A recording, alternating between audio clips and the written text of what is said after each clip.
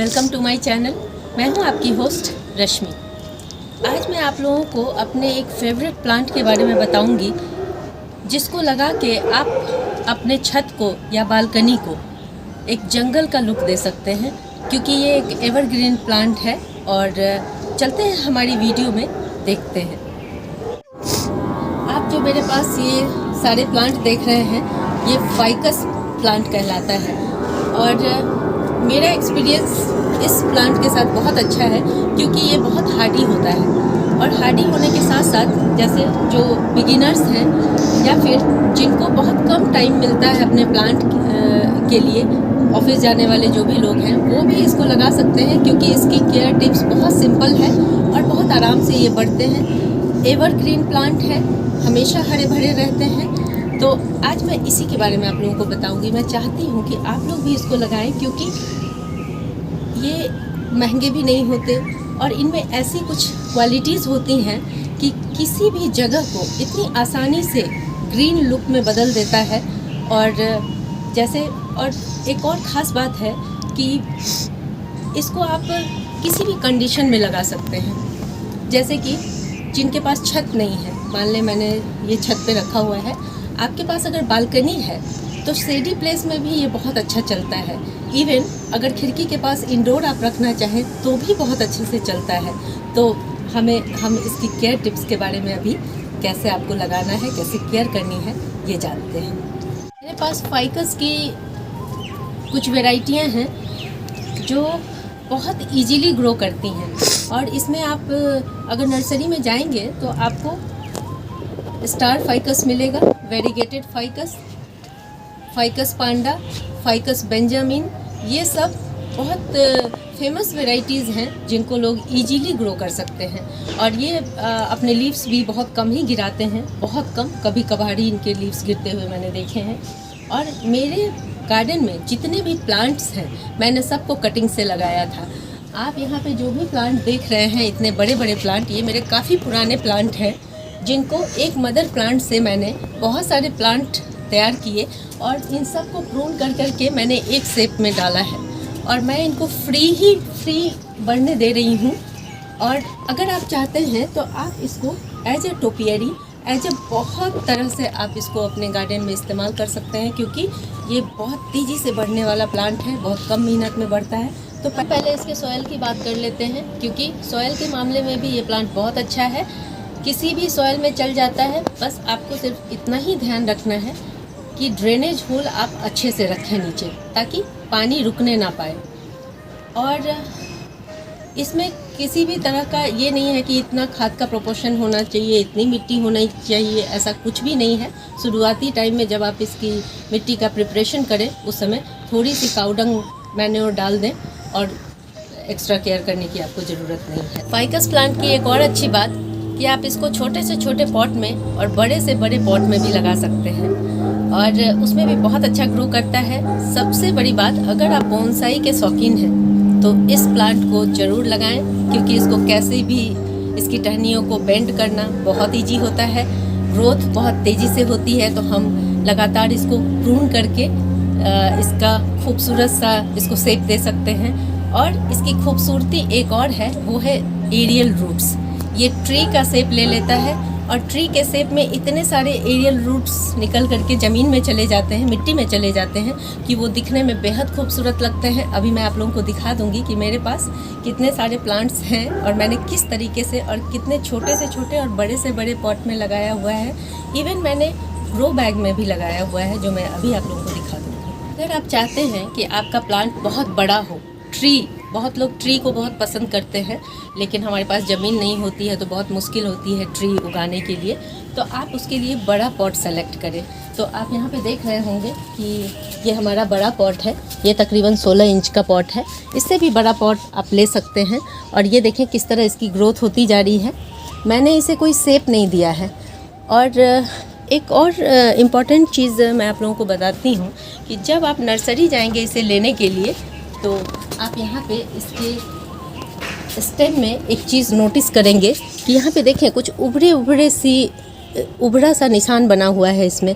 तो आप ये देख के लेंगे तो उस तरह का प्लांट बहुत बढ़िया ग्रोथ करता है। तो ये अपने ध्यान में रखें, जब भी आप नर्सरी जाएं तो इसको ध्यान में रखें। ये एक अच्छी पहचान है इस तरह के प्लांट के लिए।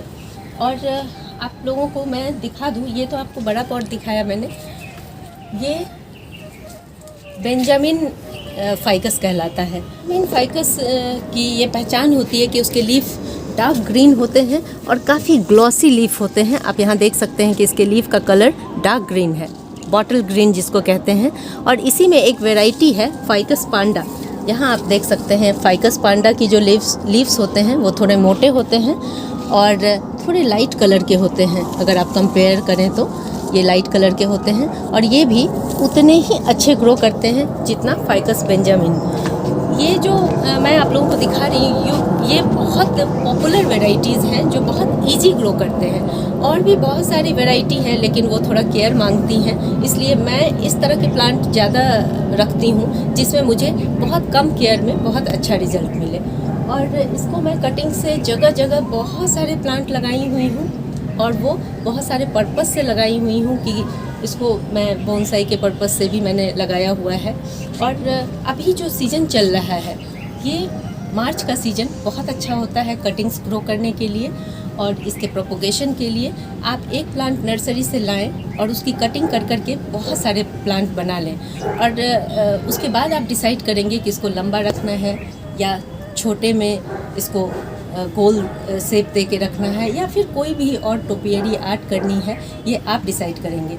मैंने इसको फ्री बढ़ने दिया जंगल लुक में, इसलिए मेरा प्लांट ऐसा है। आप चाहें तो ये गोल गोल राउंड शेप में भी बहुत खूबसूरत लगते हैं। और आपको मैं बताऊं कि मेरा ये सारा प्लांट मैंने एक साथ नहीं लिया है, मैंने इसे बनाया है। ये मेरे 10 साल पुराने प्लांट्स हैं जिसको मैंने प्रून कर करके एक साइज़ में लाया है। कुछ छोटे थे, कुछ बड़े थे, लेकिन प्रूनिंग करने से और पेशेंस रखने से आप देखें मेरे सारे प्लांट एक सेट में हैं। ये 5 बड़े बड़े प्लांट हैं। और आप यहाँ देखें कि ये फाइकस पांडा है जिसे मैंने पिछले साल ही उगाया था। और आप इसके ग्रोथ का अंदाज़ा लगा सकते हैं कि एक साल अगर आप सही से देखभाल करेंगे। और मैंने ये वेस्ट कंटेनर में प्लास्टिक के डब्बे में लगाया था, आप देख सकते हैं, तब से इसी में लगा हुआ है। और ये देखें, इसकी एरियल रूट्स देखें कितनी बढ़िया है। अगर मैं इसको बोनसाई बनाना चाहूँ तो ये रेडी है बोनसाई बनने के लिए। और सिर्फ एक साल में इसकी ये ग्रोथ है। और एरियल रूट्स इसकी ब्यूटी है और जो लीव्स हैं इसके वो भी बहुत खूबसूरत होते हैं। और इस एरियल रूट को आप अपने मन मर्जी से शेप दे सकते हैं, ये भी एक ख़ास बात है। इस पर फिर कभी डिटेल में वीडियो आप लोगों को बताऊंगी कि किस तरह से हम इसे शेप दे सकते हैं। यहाँ मैंने एक और छोटी सी टहनी लगा दी थी और आप देखें कि ये किस तरह बिना कटिंग किए हुए किस तरह शेप में बढ़ रहा है। आप यहाँ इसके एरियल रूट देख सकते हैं जो इस तरह ज़मीन में पड़े हुए हैं। और यहाँ से एक एरियल रूट जा रही है जो इस तरह पैरेलल ज़मीन में मतलब मिट्टी में लगी हुई है।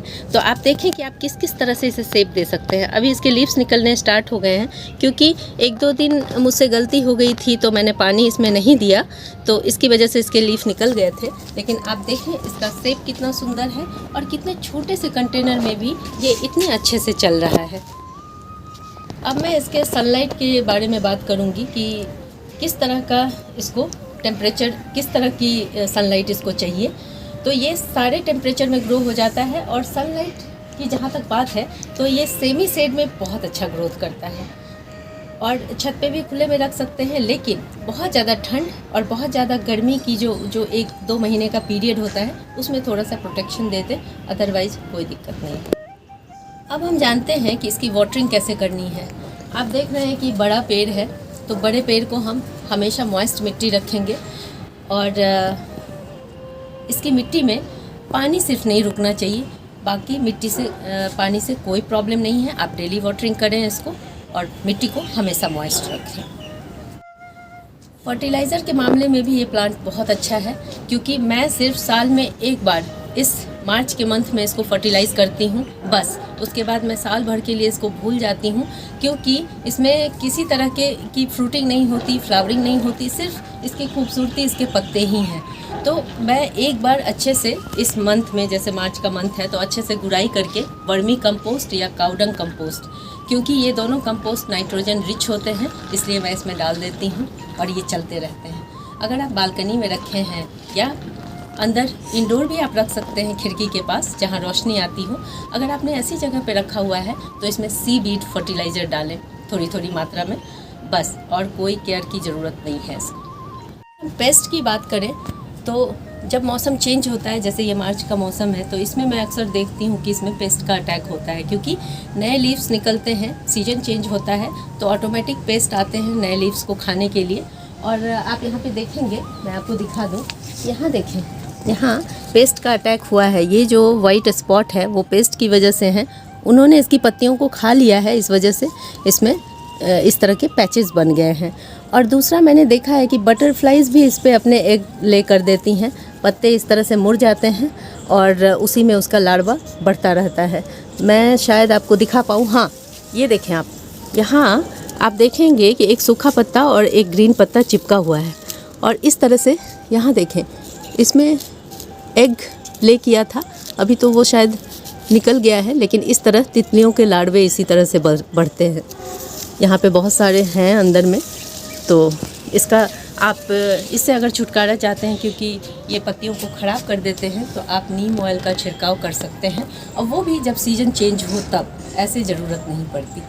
और एक और इम्पॉर्टेंट चीज़ है कि ये रूट बाउंड होना बहुत पसंद करते हैं। मैंने पिछले 4 सालों से इसको रिपोर्ट नहीं किया है, एक ही गमले में रहने दिया है। जितना ज़्यादा रूट बाउंड होता है ये प्लांट बहुत खुश रहता है। हाँ, जब बहुत ज़्यादा रूट बाउंड हो जाए, जिसमें मिट्टी ऊपर की तरफ उठने लगे और आप पानी नहीं दे पाएँ, वैसी स्थिति में इसको रिपोर्ट करना है। यहाँ आप लोग देखें, मैंने एक बोनसाई क्रिएट करने की कोशिश की है, जो अब धीरे धीरे अपने लुक में आ रहा है। यहाँ देखें, कुछ टहनियों को मिला के मैंने बेंड भी किया है इसको, ये एक सुंदर सा शेप लेता जा रहा है। बहुत सारी एरियल रूट भी निकली हुई हैं।